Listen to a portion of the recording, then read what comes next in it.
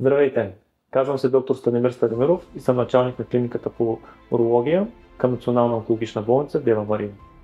Завършил съм медицинското си образование в Медицинския университет град Варна.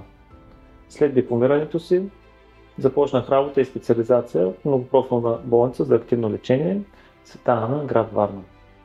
Няколко години по-късно, след придобиване на специалност по урология, останах да работя в болницата, усъвършенствайки своите познания и придобивайки опит в съвременната онко и минимално инвазивна хирургия.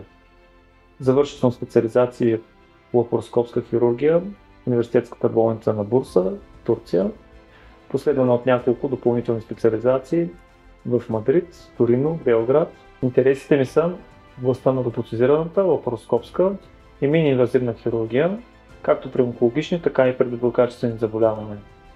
Също така имам интерес в областта на пластичната реконструкция на уретера. През септември 2023 година приех предизвикателството да поема клиниката по урология към Университетска болница Дева Мария.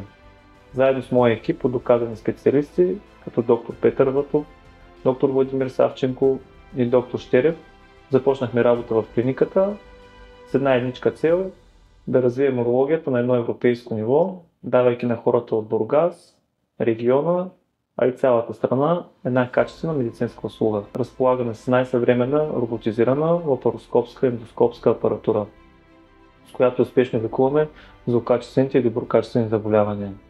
Разполагаме с най-ново поколение лазер за оперативно лечение на ДПХ с бъбречна каменна болест.